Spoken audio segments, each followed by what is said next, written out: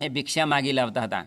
એક વખત એવું બન્યું, બોલે શું, તો ભિક્ષાની અંદર 2 દિવસ સુધી કંઈ મળ્યું નહીં અને ત્રીજા દિવસે થોડો લોટ મળ્યો. એ લોટની અંદરથી આપણે રોટલી બનાવી. એ રોટલીની અંદરથી બરાબર 6 રોટલી બની.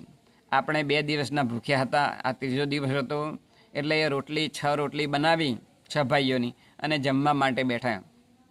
એટલે આપણે જમતા હતા તેવા સમયે જ એક ભિક્ષુક એ ત્યાં આગળ આવ્યો ને કહ્યું કે તમે મને રોટલી આપો, કારણ કે હું 3 દિવસનો ભૂખ્યો છું.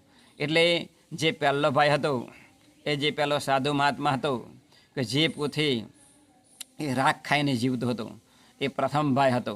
એટલે એણે કહ્યું પેલા ભિક્ષુકને, તને હું રોટલી આપીશ તો હું રાખ ખાઈશ? તો એ રાખ ખાઈશ એવું બોલ્યો હતો. એટલે રાખ ખાઈને જીવે છે.